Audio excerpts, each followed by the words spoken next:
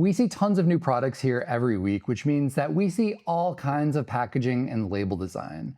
Now, I'm not here to claim that I'm a marketing or a design genius. I'm just somebody that's around this stuff all day, and I can see when things work and when things definitely don't work. The thing that I've come to realize is that most designers create their labels in a vacuum.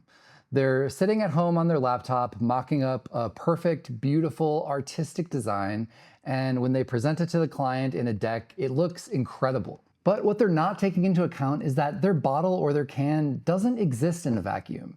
It lives on a huge wall amidst tons of other products. And there's a really big difference if you look at something by itself on a computer screen and if you're somebody who's just browsing in a store. The NA space is pretty new, and most customers aren't experts.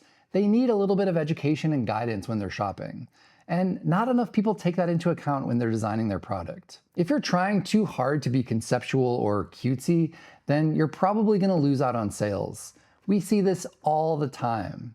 I liken it to movie titles where I often think that the more simple and direct, the better. When you click on a movie called Hot Tub Time Machine, you know exactly what you're getting into.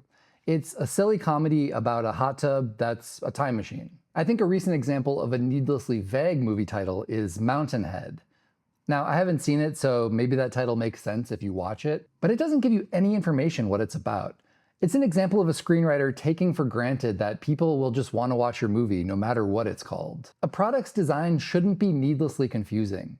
Its job is to convey information. I've been learning sign painting for the past 2 years, and the thing that I hear over and over and over is that a sign's only function is to clearly convey information. You can paint the most beautiful, ornate, gilded address on your business, but if the postman can't easily and quickly read it at a glance, then it's a failure. That's why so many sign writers default to typefaces like this. They aren't fancy, but their job isn't to be fancy. To a certain degree, a product's label and design is the same way. There are tons of things that we stopped carrying because, as delicious and unique as they were, and as much as we personally loved them, a customer couldn't tell what it was without us explaining it to them. A product like that is doomed to fail from the start. Here's an example of a bottle that sells itself, and is in fact our best-selling wine. The bottle makes it clear that this is a red wine, it clearly states what varietal it is, and the label is fun and appealing. In politics, there's a saying that applies to product design as well. If you're explaining, you're losing. People don't have tons of time to peruse every single bottle,